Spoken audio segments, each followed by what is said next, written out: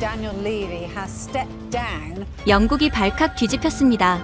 토트넘을 25년간 이끌던 레비 회장이 돌연 사임했기 때문입니다. 그리고 더욱 충격적인 사실은 그 사임의 이유였습니다. 은퇴 무대라 조롱받던 손흥민의 미국행. 하지만 첫 경기부터 폭발한 손흥민의 경기력은 LA를 흔들었고 런던을 무너뜨렸습니다. 도대체 무슨 일이 있었던 걸까요? 25년 동안 군림하던 레비가 갑자기 몰락하게 된 진짜 이유, 지금 시작합니다. 저는 앤드류 모건입니다. UCLA 경제학과에서 25년간 강단에 서왔죠. 스포츠 경제학과 도시 개발이 제 전문 분야입니다. 62세가 된 지금까지 저는 늘 숫자와 데이터를 믿어왔습니다. 감정보다는 논리를, 희망보다는 현실을 택했죠. 하버드에서 박사학위를 받고 월스트리트에서 5년간 일했던 경험이 저를 이런 사람으로 만들었어요. 모든 것을 수치로 환산하고 리스크를 계산하고 투자 대비 수익률을 따지는 습관이 몸에 배었습니다. 그런 제가 얼마나 잘못 생각하고 있었는지 깨닫게 된 건 바로 지난 여름이었습니다. 손흥민이라는 한 선수 때문이었죠. 2025년 7월 강의실 분위기는 무더웠습니다. 여름 세션 수업이었는데도 학생들의 눈은 반짝였어요. 25명 정도 되는 학생들 중 절반 이상이 아시아계였고 그 중에서도 한국 학생들이 유독 많았습니다. 화제는 당연히 손흥민의 토트넘 떠나기였습니다.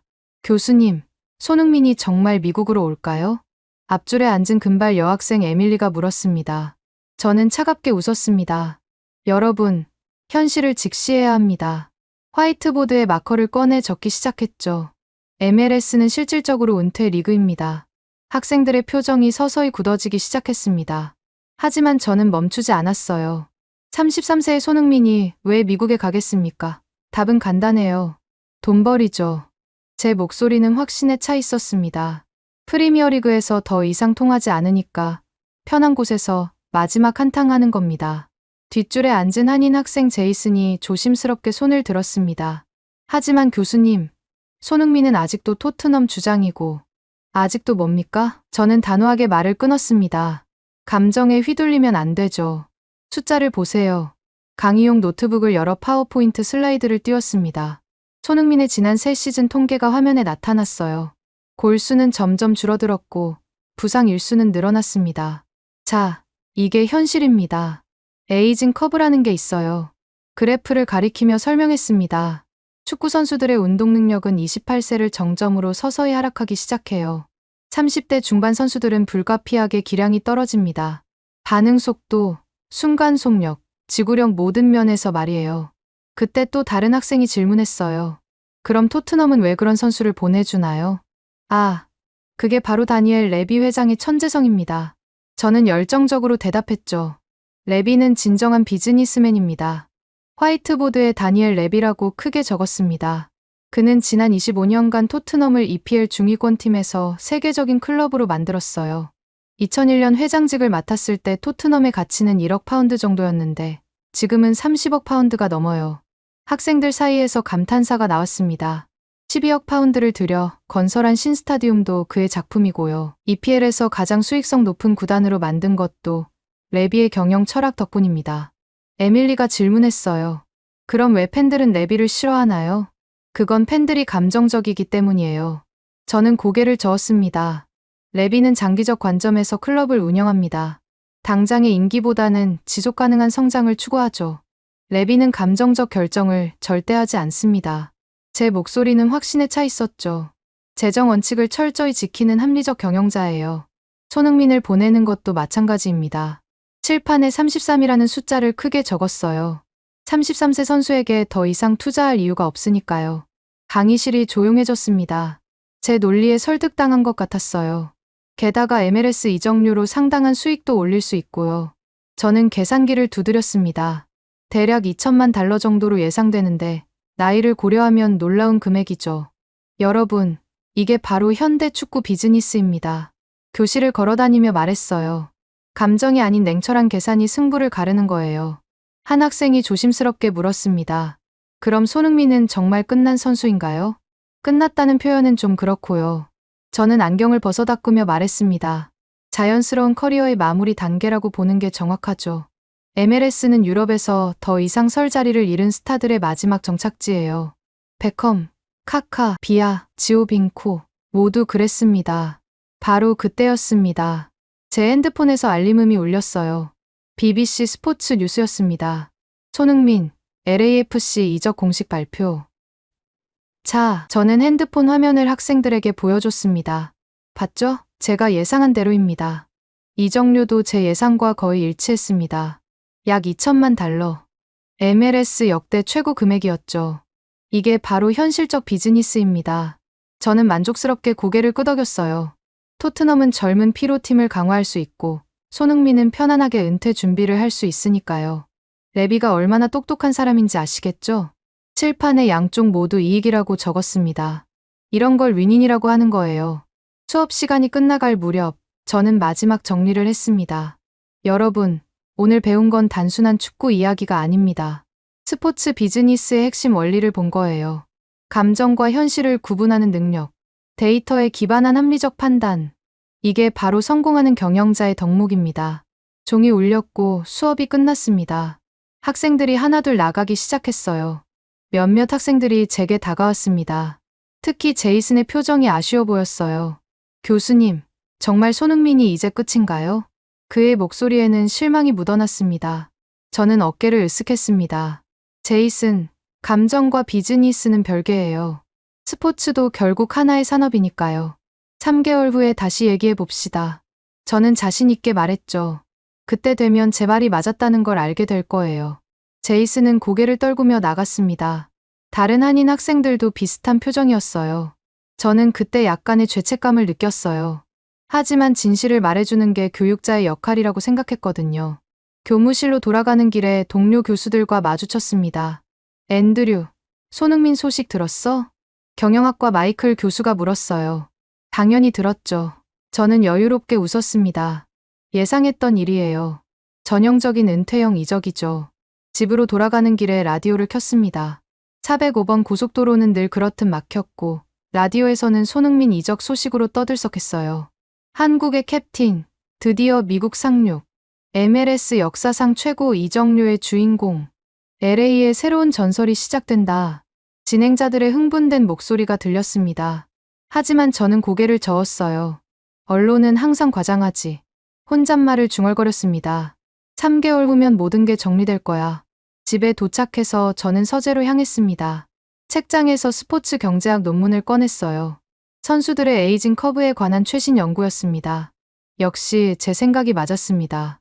30대 중반 선수들의 급격한 기량 저하, 새로운 리그 적응의 어려움, 문화적 차이로 인한 스트레스, 언어 장벽으로 인한 소통 문제, 모든 지표가 손흥민의 실패를 예고하고 있었어요.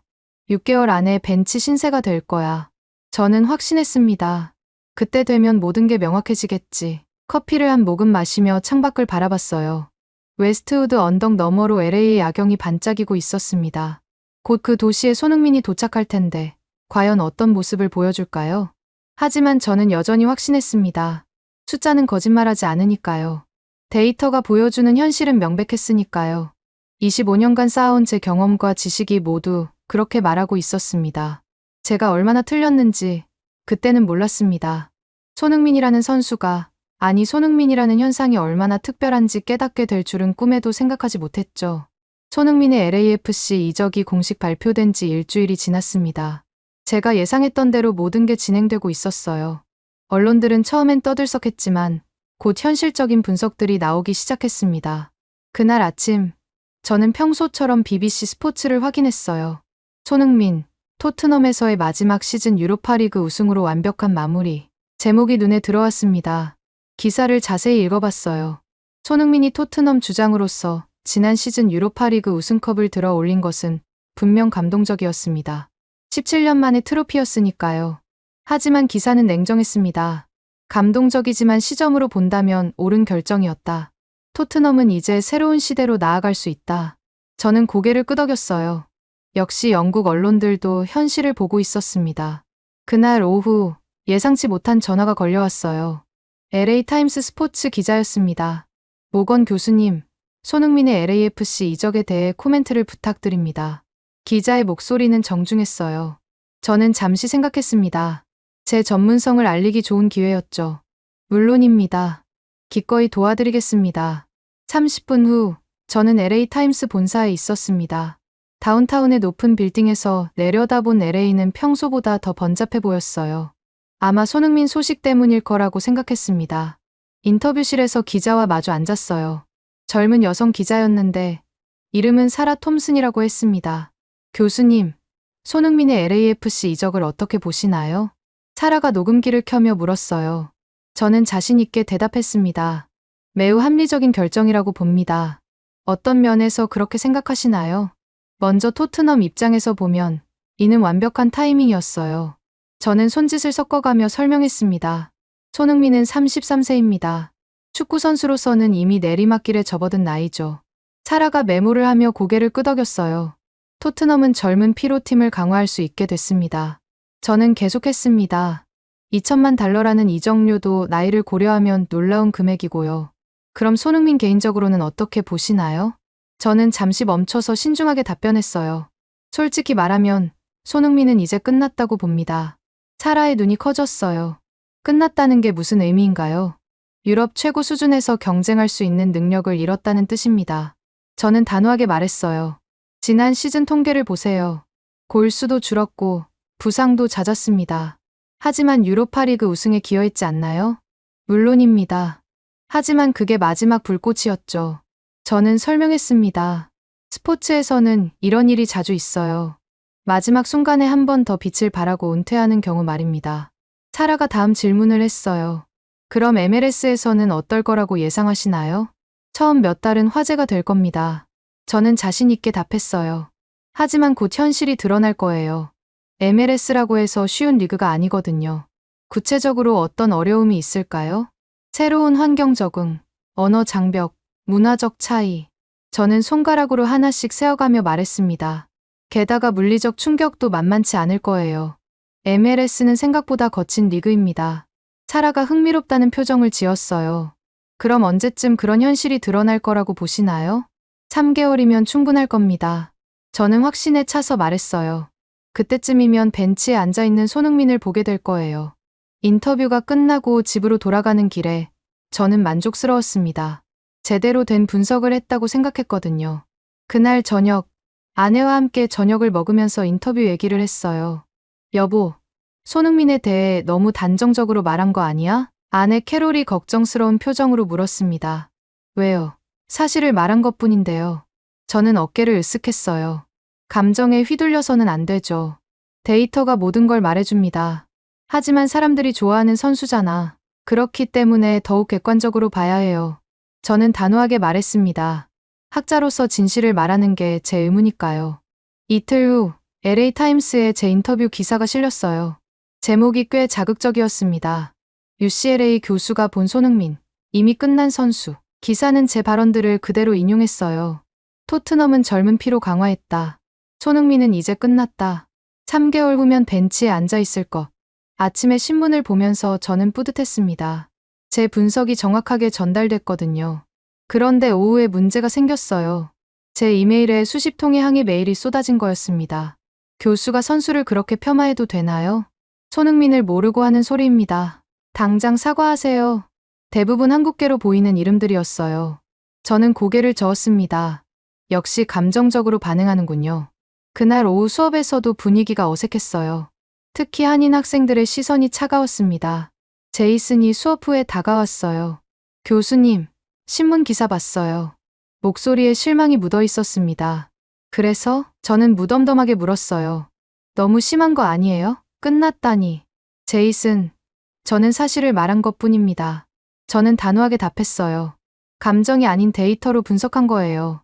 하지만 사람들이 상처받을 수 있잖아요.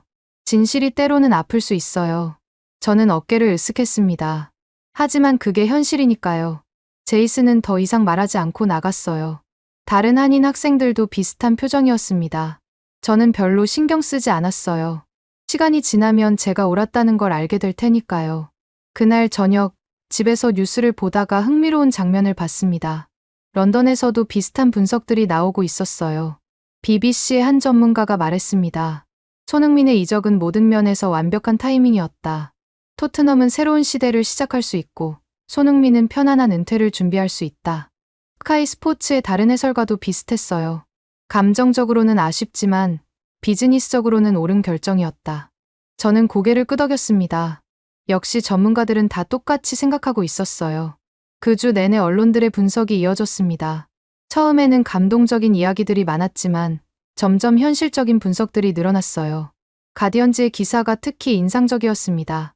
손흥민의 토트넘 10년, 아름다운 마무리. 하지만 이제는 다음 세대가 나설 때 텔레그래프도 마찬가지였어요. 레비의 마지막 걸작, 손흥민 이적. 완벽한 타이밍에 완벽한 가격. 저는 이런 기사들을 스크랩해서 모았어요. 나중에 제 분석이 옳았다는 걸 증명할 자료가 될 테니까요. 한편으로는 LA에서도 다른 목소리들이 나오기 시작했습니다. 일부 전문가들은 제 분석에 동조했어요.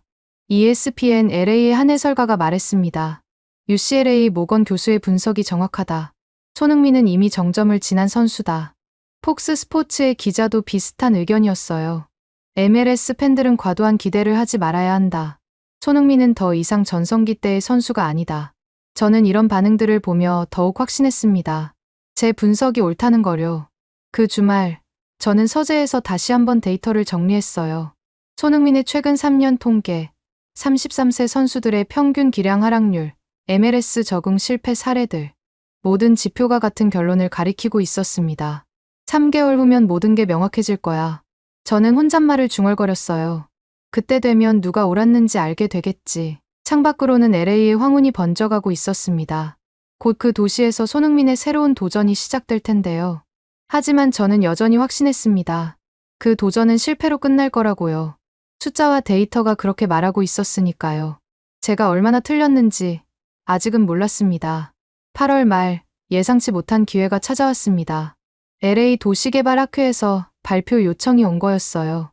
주제는 스포츠 시설이 지역 경제에 미치는 영향이었습니다. 학회 장소가 다운타운 LA였는데 우연히도 BMO 스타디움과 가까운 곳이었어요. 손흥민의 LAFC 홈데뷔전이 바로 그 주말이라는 걸 알게 됐습니다. 완벽한 타이밍이군. 저는 혼자 웃었어요.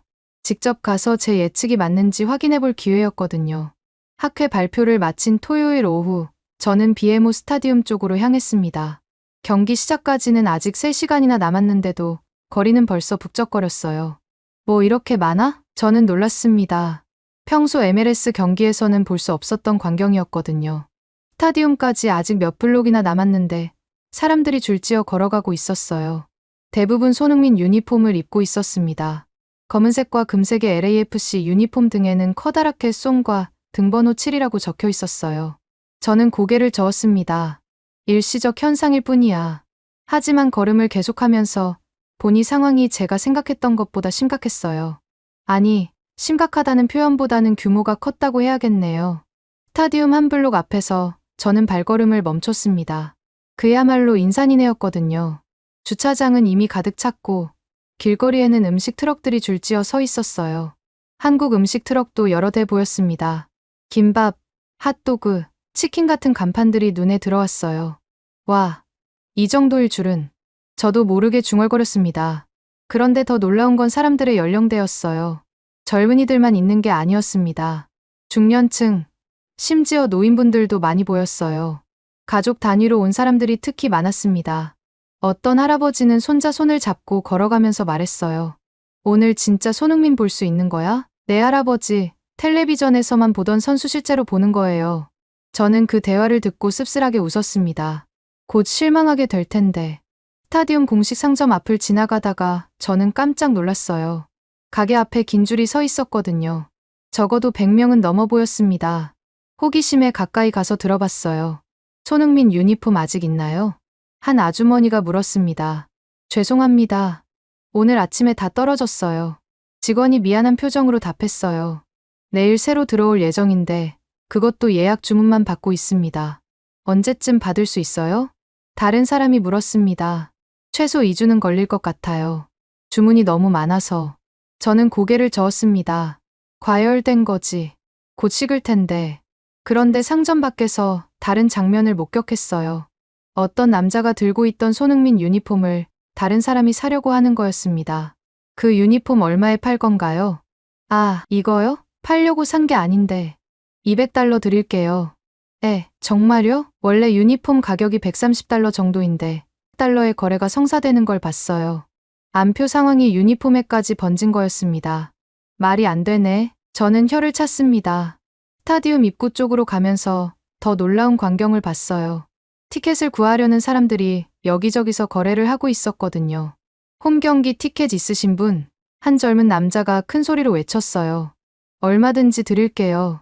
500달러면 어때요? 어떤 사람이 응답했습니다. 좋아요. 제가 알기로는 원래 그 자리 티켓이 80달러 정도였어요. 6배가 넘는 가격에 거래가 되는 거였죠.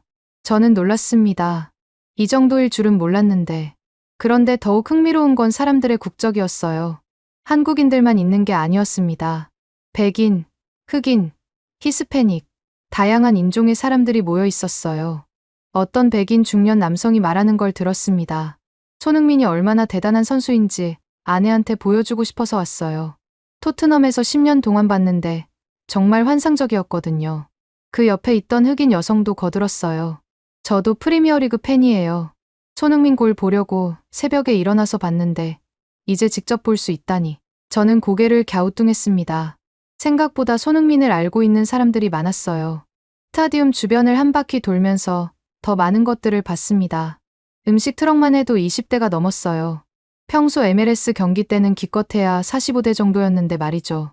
한국 음식 트럭 앞에 특히 긴 줄이 서 있었어요. 손흥민 세트라는 메뉴까지 있었습니다. 김밥과 치킨, 그리고 바나나 우유가 세트로 나오는 거였어요. 장사 잘 되시나 봐요? 저는 트럭 사장님께 물어봤습니다. 아이고, 오늘 하루 매출이 평소 한 달 매출 같아요. 사장님이 웃으며 답했어요. 손흥민 선수 덕분에 대박이에요. 재료 떨어져서 추가 주문했는데도 모자랄 것 같아요. 저는 그 말을 들으며 속으로 생각했어요. 경제 효과는 분명히 있네. 하지만 일시적일 거야. 경기장 입구에서 조금 떨어진 곳에서 저는 멈춰 섰습니다. 사람들의 표정을 자세히 관찰해보고 싶었거든요. 정말 다양한 사람들이 있었어요. 어떤 가족은 세 세대가 함께 왔더라고요. 할아버지, 아버지, 아들이 모두 손흥민 유니폼을 입고 걸어가는 모습이 인상적이었습니다. 할아버지도 축구 보러 가세요? 지나가던 기자가 그 할아버지께 물어봤어요. 손자가 보자고 하네요.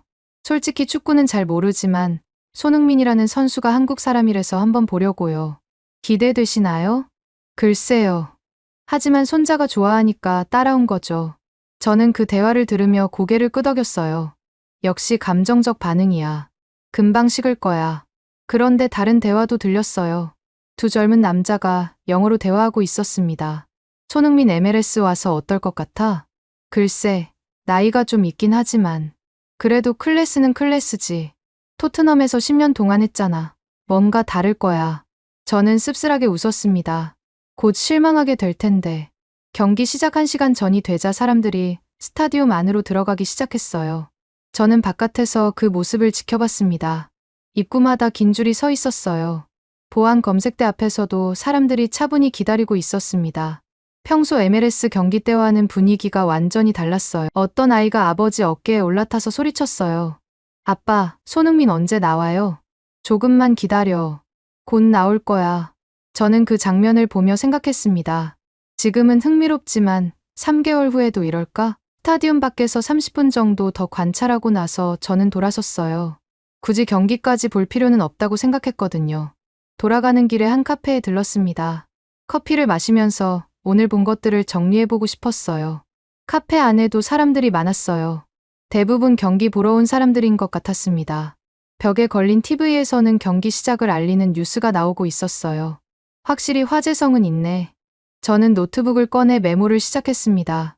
손흥민 첫 홈경기 관찰 결과 1점 예상보다 많은 인파, 2점 다양한 인종, 연령대, 3점 상당한 경제 효과, 4점 하지만 일시적 현상으로 판단됨. 마지막 줄에 밑줄을 그었어요. 3개월 후 재관찰 필요. 집으로 돌아가는 차 안에서 라디오를 켰습니다. 벌써 경기가 시작됐나 봐요. 실시간 중계가 나오고 있었습니다. 손흥민이 공을 잡았습니다. 아나운서의 흥분된 목소리가 들렸어요. 오, 아쉽습니다. 골대를 맞췄네요. 저는 고개를 저었습니다. 역시 예상한 대로네. 하지만 라디오에서는 계속 손흥민 얘기만 나왔어요. 경기 내내 그가 중심이 되고 있는 것 같았습니다. 오늘은 골을 넣지 못했지만 손흥민의 존재감은 압도적이었습니다. 경기가 끝나고 해설자가 말했어요. 집에 도착해서 하이라이트 영상을 봤습니다. 확실히 손흥민이 위험한 장면들을 많이 만들어냈어요. 하지만 골은 넣지 못했습니다. 역시 저는 고개를 끄덕였어요. 나이는 못 속이는 거야. 그날 밤 저는 일기에 적었습니다. 오늘 BMO 스타디움에서 흥미로운 현상을 목격했다. 손흥민 효과는 분명히 존재한다. 하지만 이는 일시적 열풍일 뿐이다. 곧 현실이 드러날 것이다. 창밖으로는 LA의 네온사인들이 반짝이고 있었어요.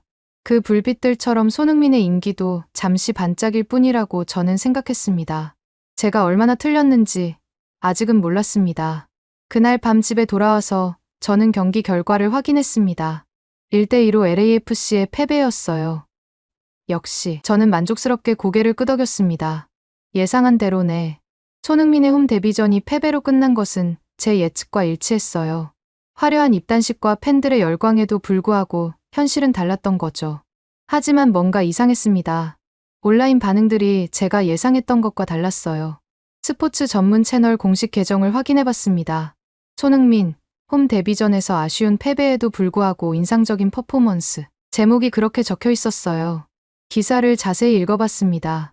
비록 팀은 졌지만 손흥민은 90분 내내 위협적이었다. 총 4회의 슈팅 중 2회가 유효슛이었고 한 번은 골대를 직격했다.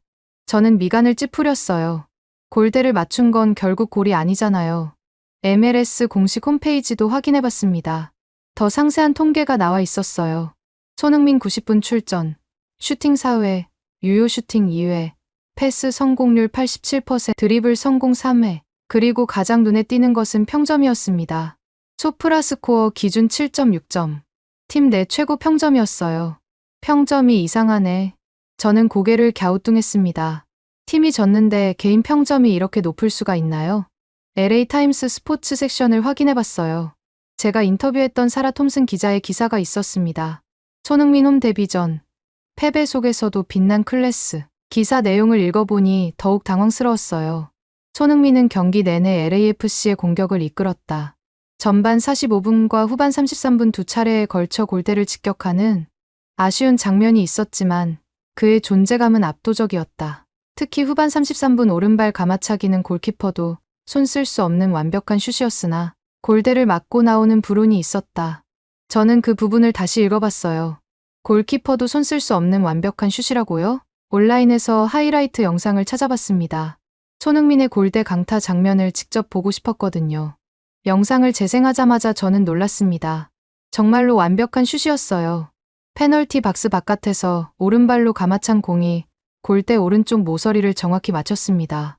골키퍼는 완전히 반대 방향으로 몸을 날리고 있었어요. 공의 궤도를 전혀 읽지 못한 거였죠. 운이 안 따랐네. 저는 중얼거렸습니다.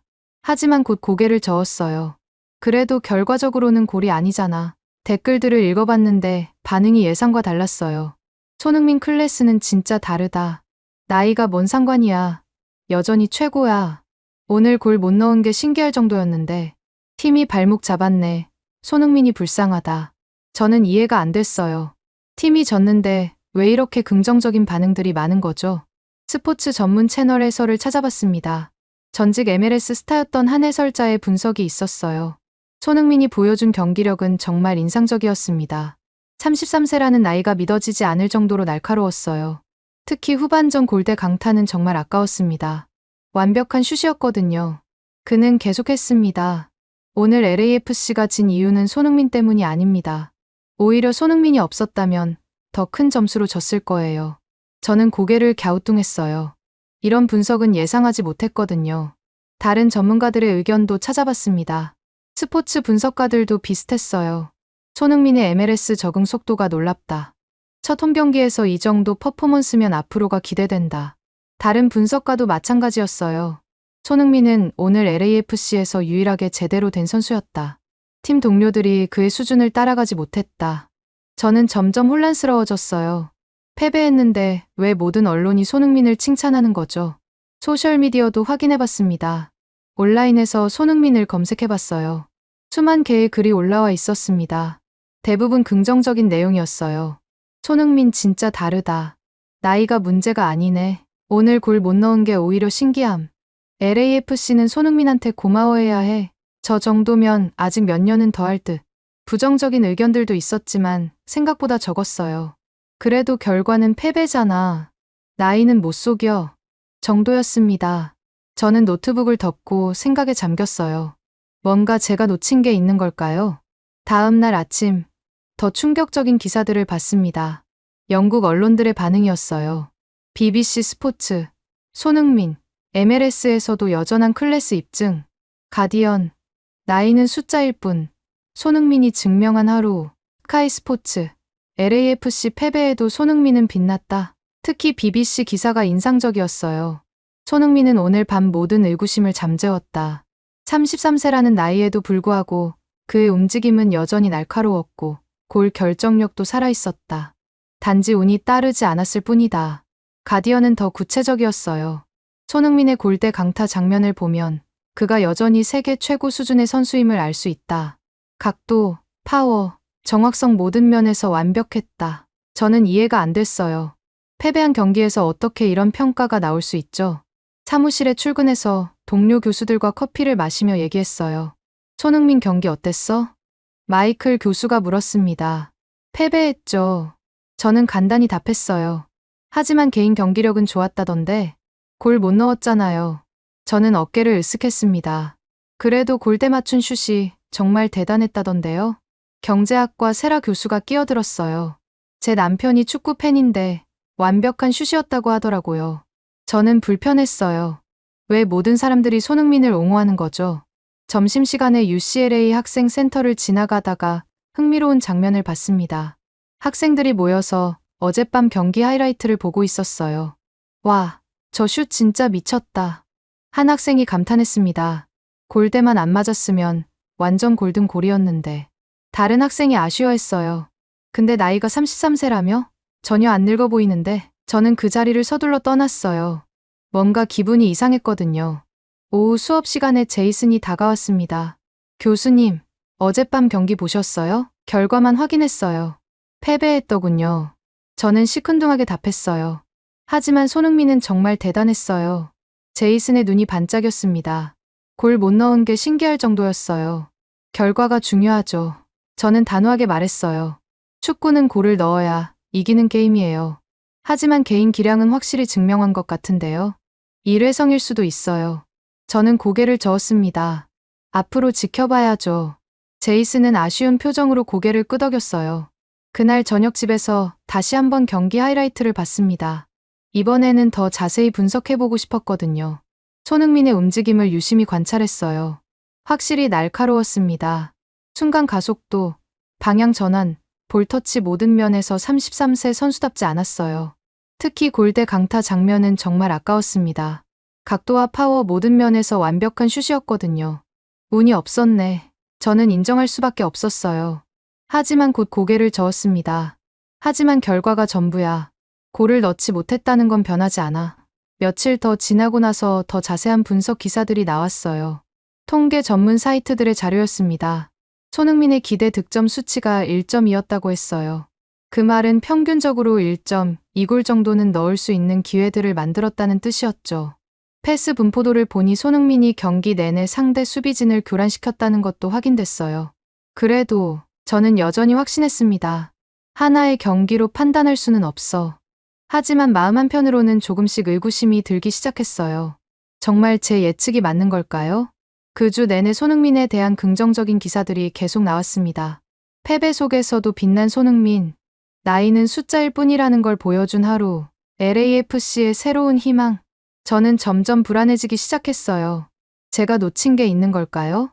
하지만 여전히 확신했습니다. 한 경기로 모든 걸 판단할 수는 없다고요. 시간이 더 지나면 제 예측이 맞다는 게 드러날 거라고요. 제가 얼마나 틀렸는지 아직은 인정하고 싶지 않았습니다. 손흥민의 첫 홈경기가 끝나고 며칠이 지났습니다. 저는 여전히 그 경기 결과에 대해 확신하고 있었어요. 패배는 패배니까요. 하지만 예상치 못한 소식들이 하나둘씩 들려오기 시작했습니다. 그날 아침 LA타임스 경제면에 흥미로운 기사가 실렸어요. 손흥민 홈 데뷔 전 LA 경제의 수천만 달러 효과. 제목을 보는 순간 저는 눈을 의심했습니다. 기사를 자세히 읽어봤어요. 손흥민의 LAFC 홈데뷔전이 열린 지난 주말, 로스앤젤레스 지역 경제에 미친 파급 효과가 상상을 초월했다. 경기 당일 하루만으로도 약 3천만 달러의 직접적인 경제 효과가 발생한 것으로 추산된다. 저는 깜짝 놀랐어요. 하루에 3천만 달러라고요. 기사는 계속됐습니다. BMO 스타디움 주변 호텔들은 이미 일주일 전부터 만실이었다. 평소 주말 객실료가 150달러 정도였던 호텔들이 이날은 400에서 500달러를 받았음에도 예약이 쇄도했다. 다운타운과 코리아타운의 식당들도 전례 없는 호황을 누렸다. 한 코리아타운 갈비집 사장은 손흥민 경기 티켓을 가진 손님들만 받아도 하루 종일 만석이었다고 증언했다. 저는 고개를 갸우뚱했어요. 경기는 졌는데 경제 효과는 이렇게 큰 거라고요? 기사에는 더 구체적인 수치들이 나와 있었습니다. LAX 공항의 주말 승객 수가 평소보다 15% 증가했다. 우버와 리프트 같은 차량 공유 서비스 이용량이 BMO 스타디움 주변에서 300% 급증했다. 경기장 주변 주차료도 평소 20달러에서 80달러로 뛰었다. 저는 점점 당황스러워졌어요. 이런 건 제가 예상하지 못했던 부분이었거든요. 더 충격적인 건 개별 사례들이었어요. 코리아타운의 한 BBQ 식당 사장과의 인터뷰가 실려 있었습니다. 평소 주말에는 하루 매출이 3,000달러 정도였는데 손흥민 경기 당일에는 12,000달러를 기록했어요.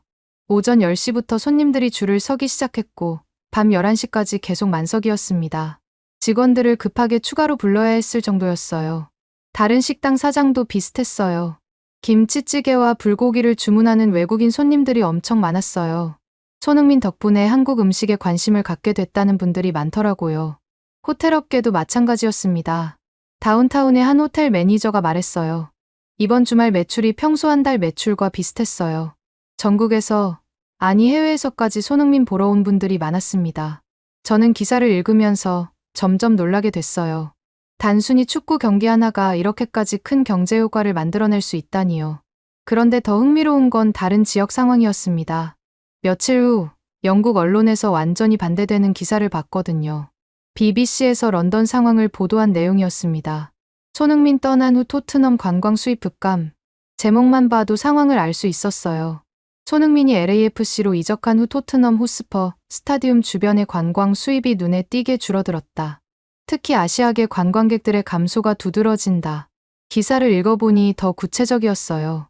토트넘 스타디움 투어 프로그램의 아시아계 참가자가 60% 이상 감소했다. 스타디움 기념품에서 손흥민 관련 상품 매출이 급락했고 전체 기념품 매출도 30%가량 떨어졌다. 토트넘 스타디움 근처 한 펍 사장의 인터뷰도 있었어요. 한국 관광객들이 정말 많이 줄었어요. 평소에는 주말마다 한국어가 들렸는데 요즘은 거의 안 들려요. 손흥민 유니폼 입고 오던 분들이 그리워지네요. 기념품점 사장도 비슷한 얘기였습니다. 손흥민 유니폼이 전체 매출의 40% 정도를 차지했었어요. 지금은 재고만 쌓여가고 있어서 큰 할인 판매를 하고 있습니다. 저는 이 두 기사를 비교해보며 놀랐어요. 한쪽에서는 폭발적인 경제 효과가, 다른 한쪽에서는 급격한 매출 감소가 동시에 일어나고 있었거든요. 다음 날 오후, 저는 직접 확인해보고 싶어서 코리아타운으로 향했습니다. UCLA에서 차로 30분 정도 거리였어요. 코리아타운에 도착하자마자 분위기가 달라진 걸 느꼈습니다. 평소보다 사람들이 많았어요. 그리고 곳곳에서 손흥민 관련 포스터들을 볼 수 있었습니다. 한 대형 한식당 앞에는 손흥민 응원 이벤트라는 현수막이 걸려 있었어요. LAFC 경기 티켓 지참 시 10% 할인이라고 적혀 있었습니다. 호기심에 그 식당에 들어가 봤어요. 평일 오후인데도 상당히 붐비고 있었습니다. 식당 사장님께 말을 걸어봤어요. 요즘 손흥민 덕분에 장사 잘 되시나 봐요. 아이고, 정말 대박이에요. 사장님이 환하게 웃으며 답했습니다. 지난 주말 손흥민 경기 이후로 손님이 2배로 늘었어요. 어떤 손님들이 주로 오세요? 다양해요. 한국 분들은 물론이고 백인, 흑인, 히스패닉 할 것 없이 정말 여러 인종이 와요. 손흥민 보러 왔다가 한국 음식도 먹어보겠다고 오시는 분들이 많아요. 다른 테이블에서는 젊은 백인 커플이 김치찌개를 먹고 있었어요. 이거 정말 맛있네. 손흥민이 먹는 음식이라니까 더 맛있는 것 같아. 남자가 여자친구에게 말하는 게 들렸습니다. 저는 신기했어요. 축구 선수 한 명이 이렇게까지 음식 문화에도 영향을 미칠 수 있다니요. 다른 가게들도 둘러봤습니다. 한복 가게에는 손흥민이 입던 한복 스타일이라는 안내문이 붙어 있었어요. K-팝 굿즈 가게에서는 손흥민과 한국 문화라는 코너를 따로 만들어 놨더라고요. 심지어 노래방에도 변화가 있었어요. 손흥민 응원가 부르기 이벤트라는 프로모션을 하고 있었습니다. 저는 점점 당황스러워졌어요. 이건 단순한 스포츠 현상이 아니었거든요. 문화적 현상이었습니다. 카페에 앉아서 이런 현상들을 정리해봤어요. 손흥민 한 명이 이적함으로써 LA에서는 폭발적인 경제 효과, 런던에서는 관광 수입 급감, 한국 문화에 대한 관심 증가, 새로운 소비 패턴 창출. 이게 정말 한 선수의 영향일까? 저는 혼잣말을 중얼거렸어요. 그날 저녁 집으로 돌아와서 더 자세한 자료들을 찾아봤습니다. 경제 전문 매체들의 분석 기사들이 나오기 시작했어요. 손흥민 효과, 오타니 현상과 비교해봐야 한 경제 전문지의 제목이었습니다. 기사에 따르면 오타니 슈에이가 다저스에 입단했을 때와 비슷한 패턴이라고 했어요. 하지만 손흥민의 경우 더 다양한 분야에 영향을 미치고 있다는 분석이었습니다. 오타니는 주로 일본 관광객과 일본 기업들의 스폰서십에 영향을 미쳤다. 하지만 손흥민은 한국뿐만 아니라 전 세계 축구 팬들에게 어필하고 있다. UCLA 경제학과 제 동료 교수의 인터뷰도 실려 있었어요. 스포츠 스타의 경제적 파급 효과, 연구에서 손흥민 케이스는 매우 흥미롭다. 단순한 스포츠 소비를 넘어서 문화 전반에 영향을 미치고 있기 때문이다. 저는 그 기사를 읽으며 복잡한 심정이었어요. 제가 놓친 부분들이 너무 많았거든요. 다음 날 오전, 더 충격적인 뉴스를 봤습니다. LAFC 구단에서 발표한 내용이었어요. 손흥민 입단 후 시즌 티켓 대기자 명단이 5배 증가했다. 구단 소셜미디어 팔로워 수가 200% 늘어났다. 유니폼 판매량은 전년 동기 대비 1000% 증가했다. 1000% 증가라니요. 10배가 늘었다는 뜻이었습니다. 그리고 더 놀라운 건 지역별 분포였어요. 전국 50개주에서 주문이 들어왔고 해외 30개국에서도 주문이 접수됐다. 저는 점점 혼란스러워졌어요. 제가 예상했던 것과 완전히 다른 상황이 펼쳐지고 있었거든요. 그날 오후 수업에서 학생들과 이 얘기를 해봤어요. 손흥민의 경제적 파급 효과에 대해 어떻게 생각하나요? 저는 학생들에게 물어봤습니다. 제이슨이 손을 들었어요.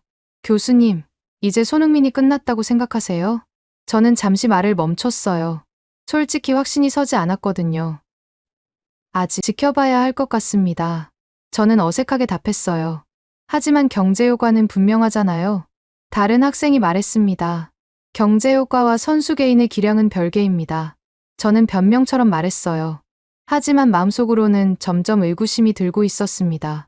정말 제가 틀린 걸까요? 그날 밤, 저는 오랫동안 생각에 잠겼어요.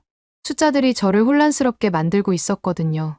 하루에 3천만 달러의 경제 효과, 1000% 증가한 유니폼 판매량, 전 세계에서 몰려드는 관심. 이런 현상들을 단순히 일시적 열풍이라고 치부할 수 있을까요? 제가 뭔가 중요한 걸 놓치고 있는 건 아닐까요? 창밖으로는 LA의 야경이 펼쳐져 있었습니다. 그 불빛들 속 어딘가에서 손흥민이라는 이름이 새로운 경제를 만들어내고 있었어요. 저는 처음으로 제 확신에 균열이 생기기 시작했음을 느꼈습니다. 9월이 시작됐습니다. 저는 여전히 혼란스러운 상태였어요. 손흥민의 경제적 파급 효과는 부인할 수 없었지만 여전히 축구 실력에 대해서는 의구심을 품고 있었습니다. 그런데 9월 4일 아침, 완전히 예상치 못한 뉴스가 터졌어요. 다니엘 레비 토트넘 회장 전격 사임. 제가 커피를 마시다가 뿜을 뻔했습니다. 스마트폰 화면을 다시 봤어요. 분명히 레비 사임이라고 적혀 있었습니다. 급하게 BBC 스포츠를 확인했어요. 톱뉴스로 올라와 있었습니다. 다니엘 레비, 25년 만에 토트넘 회장직 사임. 오늘 오전 구단 공식 발표? 저는 믿을 수가 없었어요. 제가 그토록 옹호하던 레비가 사임한다니요. 기사를 자세히 읽어봤습니다. 토트넘 호스퍼는 오늘 오전 다니엘 레비 회장이 25년간의 재임을 마치고 사임한다고 발표했다. 구단은 레비 회장의 자발적 결정이라고 밝혔으나 구체적인 사임 이유는 공개하지 않았다. 자발적 결정이라고요? 뭔가 이상했어요. 다른 언론들도 확인해봤습니다. 가디언즈의 기사가 더 자세했어요. 내부 소식통에 따르면 레비 회장의 사임은 완전히 자발적이지는 않았다고 한다. ENIC 그룹 내부에서 경영진 교체 압박이 있었던 것으로 알려졌다. 스카이 스포츠는 더 구체적이었어요. 지난 시즌 프리미어리그 17위라는 참담한 성적이 결정적 계기가 됐다. 손흥민 이적 이후 팬들의 불만이 극에 달했던 것도 영향을 미쳤다. 저는 점점 당황스러워졌어요. 손흥민 이적이 레비 사임과 연관이 있다고요? 더 충격적인 건 팬들의 반응이었습니다. 토트넘 호스퍼 스타디움 앞에 수백 명의 팬들이 모여 있었어요. 그런데 그들은 슬퍼하는 게 아니라 환호하고 있었습니다. 레비 아웃, 레비 아웃. 팬들이 구호를 외치는 영상이 온라인에 올라왔어요.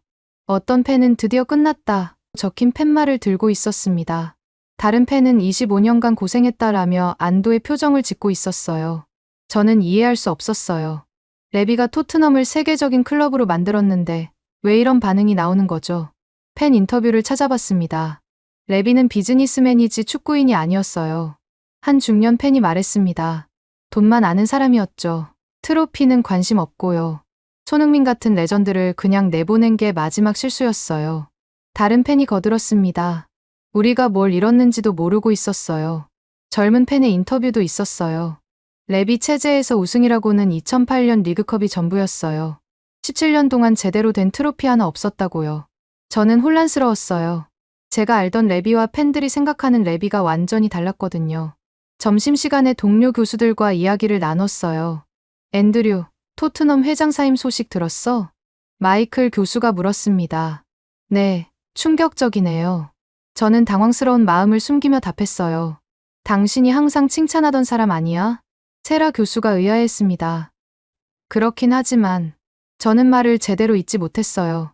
팬들은 완전히 환호하던데 마이클이 스마트폰을 보여줬어요. 토트넘 팬들이 거리에서 파티하는 영상이었습니다. 저는 그 영상을 보며 착잡했어요. 제가 그토록 합리적이라고 생각했던 레비를 팬들은 완전히 다르게 보고 있었거든요. 오후에 더 자세한 내막이 드러났습니다. BBC 심층 보도였어요. ENIC 그룹 내부 회의에서 레비 회장에 대한 불신임이 결정됐다. 직접적인 계기는 지난 시즌의 참담한 성적이었지만 손흥민 이적 이후의 여파가 결정타였다. 기사는 더 구체적으로 설명했습니다. 손흥민 이적 후 토트넘의 아시아 마케팅 수입이 60% 급감했다. 시즌 티켓 취소 요청이 폭증했고 스폰서들도 재계약을 망설이기 시작했다. 무엇보다 팬들의 신뢰를 완전히 잃었다는 것이 ENIC의 판단이었다. 저는 깜짝 놀랐어요. 손흥민 이적이 이렇게까지 큰 파장을 불러일으켰다니요. 가디언의 분석 기사도 비슷했어요. 레비는 손흥민을 단순한 노장 선수로 봤지만 팬들에게 손흥민은 그 이상이었다. 10년간 무관에 시달린 팬들에게 손흥민은 유일한 희망이었다. 그 희망을 돈으로 바꾼 것이 레비의 치명적 실수였다. 저는 점점 혼란스러워졌어요. 제가 레비의 결정을 합리적이라고 봤는데 왜 이런 결과가 나온 거죠? 그날 저녁 더 충격적인 장면들을 봤습니다. 토트넘 팬들이 레비 사임을 축하하는 대규모 집회를 연 거였어요. 화이트 하트 레인 근처 펍들은 팬들로 가득 찼습니다. 레비 프리 적힌 티셔츠를 입은 팬들이 맥주를 들고 환호했어요. 한 팬 인터뷰가 특히 인상적이었습니다. 25년 동안 우리는 레비의 실험 대상이었어요. 스타디움은 멋지게 지었지만 정작 중요한 건 놓쳤죠. 트로피 없는 아름다운 스타디움이 뭐가 좋아요? 다른 팬도 거들었어요. 손흥민을 보낸 것도 그렇고 레비는 축구를 몰라요. 돈으로만 모든 걸 계산하니까 이런 일이 생기는 거죠. 저는 그 말들을 들으며 가슴이 복잡했어요. 제가 레비를 옹호할 때 썼던 논리와 똑같은 말이었거든요. 돈으로만 모든 걸 계산한다는 것이요. 밤늦게 집에서 이런저런 분석 기사들을 읽어봤습니다. 텔레그래프의 칼럼이 가장 날카로웠어요. 레비의 실패는 숫자만 보고 사람의 마음을 보지 못한 데 있다. 손흥민은 단순히 33세의 윙어가 아니었다. 팬들의 마음속에 있는 토트넘 그 자체였다. 그것을 이해하지 못한 레비는 결국 팬들의 신뢰를 잃었다. 저는 그 문장을 여러 번 읽어봤어요. 숫자만 보고 사람의 마음을 보지 못했다. 이건 제게도 해당하는 말 같았어요. 다음 날 아침, 더 구체적인 후속 보도들이 나왔습니다. 레비 사임 후 토트넘 주가 5% 상승, 팬들의 시즌 티켓 구매 문의 급증, 선수들도 레비 사임의 안도감 표시, 특히 선수들의 반응이 충격적이었어요. 토트넘의 한 선수가 익명으로 말했다고 했습니다. 레비 회장은 우리를 상품으로만 봤어요. 손흥민 형이 떠날 때도 그냥 비즈니스라고만 했죠. 축구에 대한 열정이나 이해가 전혀 없었어요. 저는 충격을 받았어요. 제가 그토록 옹호하던 레비에 대해 이런 평가가 나오다니요. 수업 시간에 제이슨이 조심스럽게 물어봤어요. 교수님, 레비 회장 사임에 대해 어떻게 생각하세요? 저는 한참을 망설였습니다. 솔직히 뭐라고 답해야 할지 모르겠었거든요. 글쎄요. 예상하지 못했던 일이네요. 저는 어색하게 답했어요. 그동안 레비를 많이 칭찬하셨잖아요. 다른 학생이 말했습니다. 비즈니스적으로는 성공했지만 저는 말을 흐렸어요. 하지만 결국 쫓겨난 거잖아요. 제이슨이 날카롭게 지적했습니다. 저는 대답할 말이 없었어요. 정말 그랬거든요. 그날 오후 저는 혼자 있고 싶어서 캠퍼스를 산책했습니다. 머릿속이 너무 복잡했어요. 제가 확신했던 모든 것들이 흔들리고 있었거든요. 손흥민은 실패할 거라고 했는데 오히려 경제적 파급 효과를 만들어냈고, 레비는 합리적인 경영자라고 했는데 결국 쫓겨났어요. 내가 뭘 놓친 걸까? 저는 혼잣말을 중얼거렸어요. 벤치에 앉아서 하늘을 올려다봤습니다. 파란 하늘이 맑았지만 제 마음은 흐렸어요. 25년간 믿어왔던 확신들이 하나씩 무너지고 있었거든요.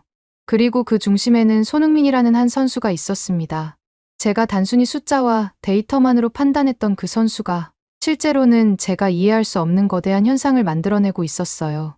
저는 처음으로 제가 틀렸을 수도 있다는 생각을 하기 시작했습니다. 레비 사임 소식 이후 며칠간 저는 잠을 제대로 이루지 못했어요. 제가 확신했던 모든 것들이 흔들리고 있었거든요. 손흥민에 대해서도 다시 생각해보게 됐습니다. 정말 제가 생각했던 것처럼 단순한 은퇴형 이적이었을까요? 호기심이 생겨서 더 자세히 조사해보기로 했어요. 스포츠 경제학 교수로서 제대로 된 분석을 해봐야겠다고 생각했거든요. 먼저 손흥민의 이적 배경을 다시 살펴봤습니다. 기존에 알려진 것들 말고 다른 관점에서 접근해보고 싶었어요. UCLA 도서관에서 스포츠 전문 데이터베이스를 뒤져봤습니다. 손흥민의 최근 3년간 상세 기록들을 분석해봤어요. 놀라운 사실을 발견했습니다. 지난 시즌 손흥민의 경기당 뛴 시간이 평균 85분이었어요. EPL에서 가장 많이 뛴 선수 중 하나였습니다. 33세에 이렇게 많이 뛸 수 있다고? 저는 놀랐어요. 더 자세히 분석해보니 흥미로운 패턴이 보였습니다. 손흥민은 지난 3년간 부상으로 빠진 경기가 총 12경기였어요. 같은 연령대 선수들의 평균이 25경기인 것과 비교하면 절반 수준이었습니다. 컨디션 관리가 뛰어나네. 저는 인정할 수밖에 없었어요. 그런데 더 중요한 단서를 발견했습니다. 손흥민의 이적 시기와 관련된 거였어요. 2026년 북중미 월드컵. 미국, 캐나다, 멕시코에서 열리는 월드컵이었죠. 설마, 저는 뭔가 떠오르는 게 있었어요. 한국 언론들의 보도를 찾아봤습니다. 손흥민의 이적 발표 당시 인터뷰들을 다시 읽어봤어요. 내년 월드컵이 중요할 것 같습니다. 손흥민이 한국에서 한 말이었어요. 마지막 월드컵이 될 수도 있어서 모든 것을 쏟아부을 환경이 돼야 한다고 생각했습니다. 저는 그 문장을 여러 번 읽어봤어요. 모든 것을 쏟아부을 환경. 그때 깨달았습니다. 이건 은퇴 준비가 아니었어요. 마지막 월드컵을 위한 준비였던 거죠. 더 자세히 조사해봤습니다. EPL과 MLS의 시즌 일정을 비교해봤어요. EPL 8월부터 5월까지 8경기, 컵 대회까지 포함하면 시즌당 60경기, 국가대표 경기까지 합치면 연간 70경기 이상, MLS 2월부터 11월까지 34경기, 플레이오프 포함해도 최대 40경기 정도. 완전히 다르네. 저는 놀랐어요. 더 중요한 건 경기 강도였습니다. EPL은 세계에서 가장 치열한 리그로 유명했어요. 주 2에 3경기씩 소화해야 하는 살인적인 일정이었죠. 반면 MLS는 상대적으로 여유로웠습니다. 중간에 휴식 기간도 있고 이동거리도 EPL보다 적었어요. 체력 관리 측면에서는 MLS가 훨씬 유리하네. 저는 인정할 수밖에 없었어요. 그런데 더 결정적인 단서를 발견했습니다. 2026 월드컵 개최지가 바로 북미였다는 점이었어요. 미국에서 뛰면서 현지 적응을 할 수 있고 시차 적응도 미리 해결할 수 있겠죠. 무엇보다 EPL의 살인적 일정에서 벗어나 컨디션을 관리할 수 있었어요. 이건 은퇴가 아니라 월드컵 준비였구나. 저는 무릎을 쳤어요. 더 자세한 자료를 찾기 위해 한국 언론 보도들을 뒤져봤습니다. 한국 스포츠 전문 기자와의 인터뷰에서 손흥민이 한 말을 찾았어요. 아직 은퇴할 생각은 없습니다. 2026 월드컵이 제 축구 인생의 마지막 목표라고 생각해요. 그 무대에서 최고의 모습을 보여드리고 싶습니다. 또 다른 인터뷰에서는 더 구체적이었어요. EPL에서 10년을 뛰면서 몸이 많이 지쳤던 것도 사실이에요. 이제는 현명하게 체력을 관리하면서 마지막 목표를 향해 가야 한다고 생각했습니다. 저는 점점 확신하게 됐어요. 손흥민의 LAFC 이적은 단순한 돈벌이가 아니었습니다. 치밀하게 계산된 전략적 선택이었어요. 축구 전문가들의 분석도 찾아봤습니다. BBC 한 축구 해설가가 이런 말을 했더군요. 손흥민의 MLS 이적은 매우 영리한 선택이다. EPL의 강도에서 벗어나 2026 월드컵에 집중할 수 있게 됐다. 33세 선수에게는 최선의 결정이었을 것이다. 가디언의 칼럼니스트도 비슷했어요. 손흥민은 여전히 야망이 있는 선수다. MLS 이적은 끝이 아니라 새로운 시작이다. 저는 이런 분석들을 읽으며 부끄러워졌어요. 제가 얼마나 피상적으로 판단했는지 깨달았거든요. 더 놀라운 건 손흥민의 구체적인 계획이었습니다. 한국축구협회 관계자와의 인터뷰를 찾아봤어요. 손흥민 선수와 2026 월드컵에 대해 자세히 논의했습니다. 그는 여전히 대표팀의 핵심이고 마지막 월드컵에서 좋은 결과를 만들고 싶어 합니다. MLS에서의 경험이 월드컵에 도움이 될 것이라고 확신한다고 했어요. 손흥민의 개인 트레이너 인터뷰도 있었어요. 손흥민 선수는 여전히 최고 수준의 피지컬을 유지하고 있습니다. 다만 EPL의 강도가 워낙 높다 보니 관리가 필요했어요. MLS에서는 더 체계적으로 컨디션 관리를 할 수 있을 겁니다. 저는 이런 자료들을 보며 감탄했어요. 손흥민이 얼마나 치밀하게 계획을 세웠는지 알 수 있었거든요. 그런데 더 감동적인 건 따로 있었습니다. 손흥민의 진짜 목표를 알게 됐을 때였어요. 한국 대표팀 홍명보 감독과의 인터뷰에서였습니다. 손흥민은 단순히 개인 기록을 위해 뛰는 선수가 아닙니다. 2026 월드컵에서 한국이 좋은 결과를 얻기 위해 모든 걸 계획하고 있어요. 그 열정과 책임감이 정말 대단합니다. 또 다른 대표팀 관계자의 말도 인상적이었어요. 손흥민 선수는 이미 충분히 많은 걸 이뤘지만 여전히 배고픕니다. 특히 월드컵에서는 아직 아쉬운 부분이 있다고 생각해요. 그래서 마지막 기회를 완벽하게 준비하고 싶어 하는 거죠. 저는 이런 이야기들을 읽으며 가슴이 뭉클해졌어요. 33세의 나이에도 여전히 더 큰 꿈을 위해 노력하는 모습이 감동적이었거든요. 그때 깨달았습니다. 제가 얼마나 잘못 생각했는지를요. 손흥민의 LAFC 이적은 은퇴 준비가 아니었어요. 더 큰 무대를 위한 준비였습니다. 돈을 위한 선택이 아니라 꿈을 위한 선택이었어요. 편안한 노후가 아니라 마지막 도전을 위한 선택이었습니다. 저는 그동안 제가 얼마나 편견을 갖고 있었는지 반성하게 됐어요. 나이 든 선수는 당연히 은퇴를 준비할 거라고 생각했죠. MLS로 가는 건 당연히 돈 때문일 거라고 단정했고요. 하지만 손흥민은 달랐습니다. 여전히 불타는 열정이 있었고 명확한 목표가 있었어요. 그날 저녁, 저는 오랫동안 생각에 잠겼습니다. 창밖으로는 LA의 야경이 펼쳐져 있었어요. 그 불빛들 속 어딘가에서 손흥민이 훈련하고 있을 거라고 생각하니 마음이 따뜻해졌어요. 33세의 나이에도 여전히 꿈을 향해 달려가는 한 선수. 더 큰 무대에서 더 큰 감동을 주기 위해 치밀하게 준비하는 프로페셔널. 저는 처음으로 손흥민에게 진심으로 감동했습니다.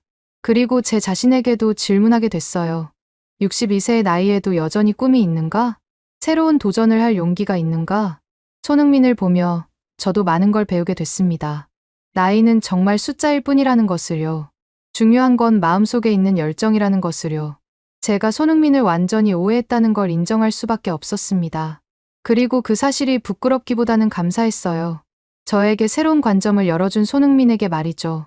손흥민의 진짜 이적 이유를 알게 된 후 며칠간 저는 깊은 성찰에 빠졌습니다. 제가 얼마나 편견에 사로잡혀 있었는지 깨달았거든요. 그 주 금요일, 저는 평소와 다른 마음으로 강의실에 들어갔어요. 학생들과 마주하는 것이 부끄러웠습니다. 특히 제이슨을 비롯한 한인 학생들을 보기가 어려웠어요. 교수님, 오늘은 뭘 배우나요? 에밀리가 밝게 물었습니다. 저는 잠시 망설였어요. 준비한 강의 자료가 있었지만 다른 이야기를 하고 싶었거든요. 오늘은 특별한 수업을 하려고 합니다. 저는 천천히 말을 시작했어요.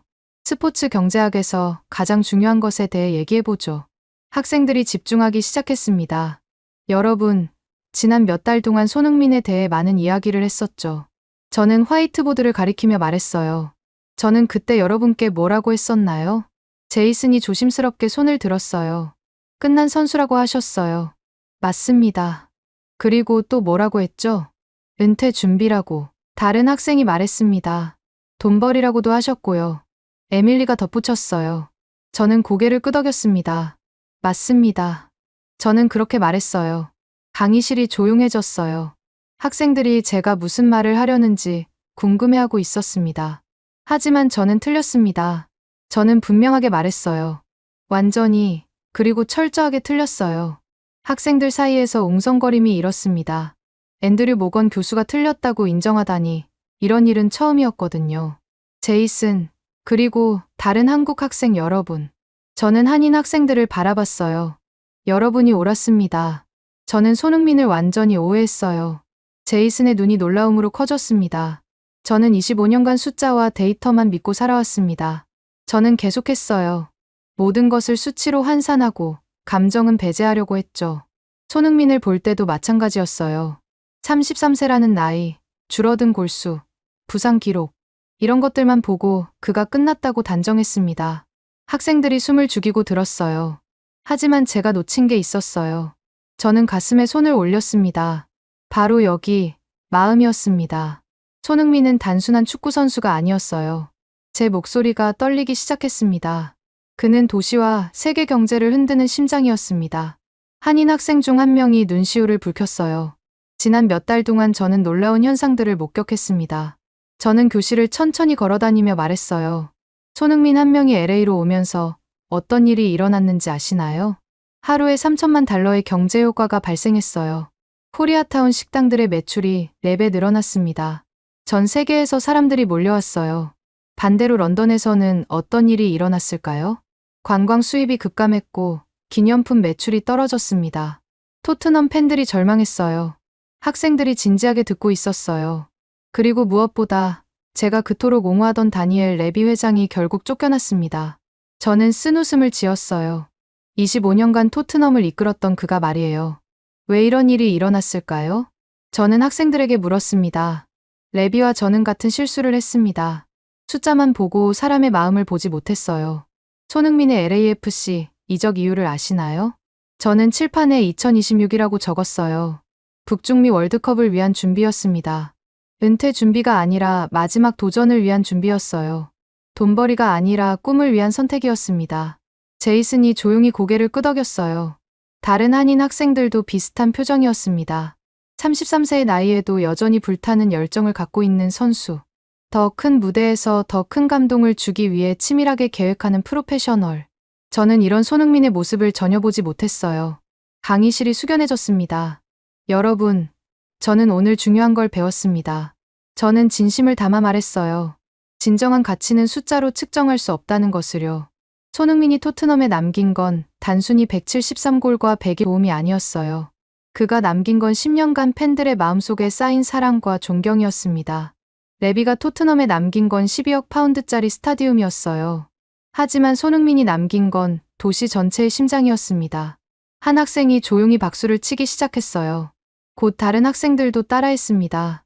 박수 소리가 강의실을 가득 채웠어요. 제이슨이 눈물을 글썽이며 일어섰습니다. 교수님, 감사합니다. 그의 목소리가 떨리고 있었어요. 제가 감사해야죠. 저도 목이 메었습니다. 여러분이 저에게 중요한 걸 가르쳐 주셨어요.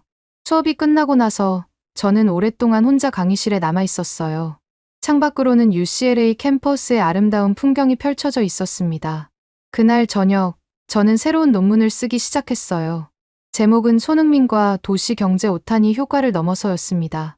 논문의 서론에 이렇게 적었어요. 본 연구는 한 명의 스포츠 스타가 글로벌 경제에 미치는 영향을 분석한다. 하지만 단순한 수치 분석을 넘어서 인간의 감정과 문화적 가치가 경제에 미치는 진정한 의미를 탐구하고자 한다. 손흥민 현상은 단순한 스포츠 마케팅을 넘어선다. 그것은 한 인간의 열정이 어떻게 도시와 국가, 그리고 전 세계 사람들의 마음을 움직일 수 있는지를 보여주는 사례다. 며칠 후 논문의 결론 부분을 썼어요. 경제학에서 가장 중요한 것은 숫자가 아니라 사람이다. 손흥민이라는 한 선수를 통해 우리는 이 진리를 다시 한번 확인할 수 있었다. 그는 단순한 축구 선수가 아니었다.